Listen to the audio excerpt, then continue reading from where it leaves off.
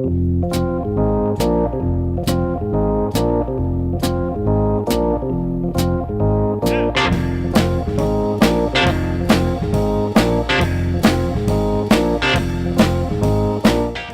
to the Two Blokes Chatting radio show on 94.7 The Pulse. Music, interviews, news, and, well, Two Blokes Chatting. Now, here are the two blokes.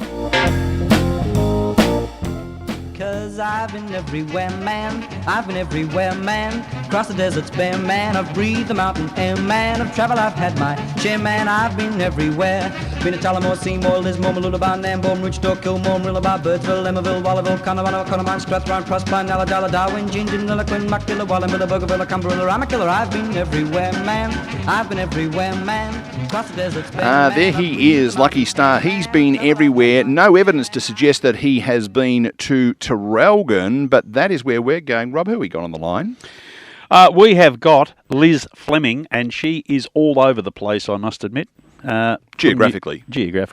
New Zealand to Traralgon to Sydney, on the way to Canada. But she's going to tell us about how to organise our lives, which is handy because she clearly has hers organised. Well, you might have her on your program to do that. We are actually here to talk about Traralgon today. Hello, Liz. Hi, how are you? Doing very well indeed. You got to Sydney safely? I did, yes. Yep. Excellent. Well, welcome to the Two Blokes Chatting radio show. This is Neil. You've already spoken to Rob. Traralgon, that's a place where I have lived quite near to, but tell us about Traralgon. What goes on down there? So Traralgon is in the Latrobe Valley in Gippsland, 2 hours out of Melbourne, and we're known as the powerhouse of Victoria and Australia. There's all the quite a few power stations and coal mines that power most of the state with electricity. So there's a lot of mining jobs and that keeps the town going. But there's also so much else going on. There's, it's a really busy town. A lot of, just a really nice country town that isn't too far from the city. And that's where I live. Hey Liz, there's lots of talk around the major industry in your town. What's the mood of the folk like about the future? I think there's a lot of excitement. Just on Thursday we had the Gippsland New Energy Conference in Sale, or Thursday and Friday. And, there's acknowledgement that we need to go through some change and transition to new and clean energy. And, it's working out what that looks like, and then really moving from the traditional industries of coal and fossil fuels. And, of course, there's some people in the community that that's all they've ever known. Yeah. We know that as a society people don't really like change. But as I say, there's the acknowledgement that we need to change for the environment, for everybody, and it's how we do that in a sustainable and considered way to make sure that the community is brought on board with that, and making sure that the people that work in those current industries are looked after for the future industries as well. So exciting times. Energy is my thing. Really passionate about it, and I've worked in different energy industries across fossil fuels. That's why I moved to Traralgon to work at one of the mines, but I've worked in oil and gas and renewables in New Zealand as well. So, being part of that conversation is exciting, and, to be on the cusp of it, and with Gippsland just being announced one of the new offshore wind regions by the federal government, it's super exciting from my point of view. I would have thought there's a little bit of a challenge/opportunity there for the folks of Traralgon and Morwell and Moe and Churchill and all those other towns that are sort of quite close together there. I would think there would be a number of people listening to this program in Geelong and across Victoria, and in fact across Australia, because we have a national audience, you understand, both of them. And I think, I think a lot of those people would think, Traralgon, Morwell, it's where they mine coal. It's where they do the power stations, and those things are going to die out, so I can only assume that so will the towns. There's got to be a massive opportunity to almost rebrand the region, surely? Oh, absolutely. And, when you come and visit Traralgon or any of those towns, or any town in Gippsland, there is no town dying out. There are so many new industries and different industries. We've got so much tech. We've got government is highly engaged within the region, and it's thriving. And I think that's the thing. It's not just about, in the past it's just been about the energy, but there are so many other industries represented across Gippsland. Tourism's massive as well, and we've got to remember that, and I think we can't be siloed about it. And even the supply chain, with whatever new energy comes on board, the schools, the daycares, supermarkets, all of that have to go along with it to sustain a greater population to support that workforce. In those circumstances, creative minds come to the fore, because I sense your community's not sitting on their hands and saying, "Oh, come on, someone come and fix the problem."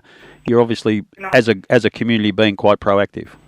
Correct, yes, and Thursday was a testament. There were 350 people in the room in sale that were all from different facets of the energy industry, government, and it was a buzz, and everyone was excited about the current projects that are already in progress, and then about the possible projects that are coming on board, and the level of community engagement. I think that's one thing as well. People have realised that you can't just come new into a region, plonk down and do what you want to do. If the community's not on board, it's a hard road and hard slog. So, businesses are taking that on board, and the level of government and private investment is huge. They're talking about 40 billion over the next sort of 10 years. So that's massive for Gippsland as a region, and with a lot of it in Latrobe Valley to work alongside and really ensure that transition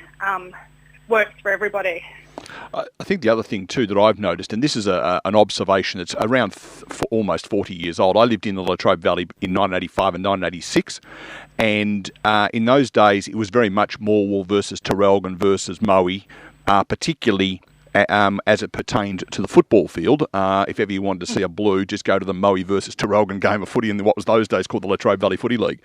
But I'm getting a sense from a distance that it's very much now about the Latrobe region and bringing it all together as one big community. You've got a leading university down there. You've got, as you said, really good schools. You've got your shopping. You've got all that stuff. And more broadly, you've got things like the national parks, and you've got the snow and all that sort of stuff nearby. Are you sensing that, I guess you haven't been there as long, but are you sensing that there's much more about one community rather than 3 or 4 significant ones? Absolutely, and I think it's even broader than that. I think it's even the whole of Gippsland coming together, so the 6 shires from the west, from Warragul right through to, Mallacoota in the east, that, we've all got to be part of that conversation, because, there are people, even at the moment, where, the traditional mines are, people are still travelling from those other shires to work, and same with the different businesses as well. So I think what I've seen since I've been here, I started at Loyang just a month before Hazelwood announced their closure, so I've been here for that part of it, and just to see the communities come together, but across the entire of Gippsland has been such a change, because they've realised that we can't be siloed about it. We need to all start working together, and that was what happened on Thursday as well. That was, the whole of Gippsland, and, South Gippsland with the offshore wind farms and the Wellington region as well. So that's what's exciting, that everyone is coming together, and it's trying to knock down some of those silos and that competitiveness around different towns and stuff. We've got to get away from the location doesn't matter. As long as it's in our region, it's gonna benefit everybody in some shape or form. Hey Liz, on the back of that very good analogy there of bringing Gippsland together, there are other regions of Australia that are looking at the same battle. I'm not quite sure whether some have the same appetite for change, but have you engaged in other regions in South Australia? Around Australia where coal is important to share more ideas?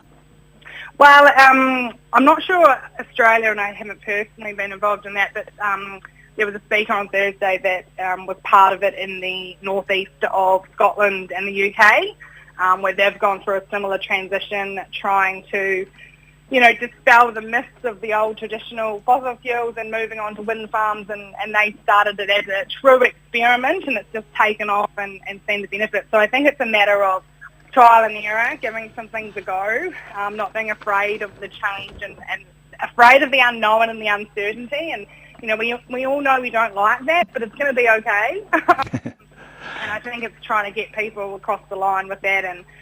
But, you can completely understand as well. These guys, it's generational. You know, people, Yep. fathers have worked in the electricity industry. Now they work, their kids are there as well, or they haven't got the idea of, well, okay, if my kid can't work at the coal mine, where else can they work? So it's about an education at all levels across society, starting at the schools and those parents as well, being like, well, there are different industries out there.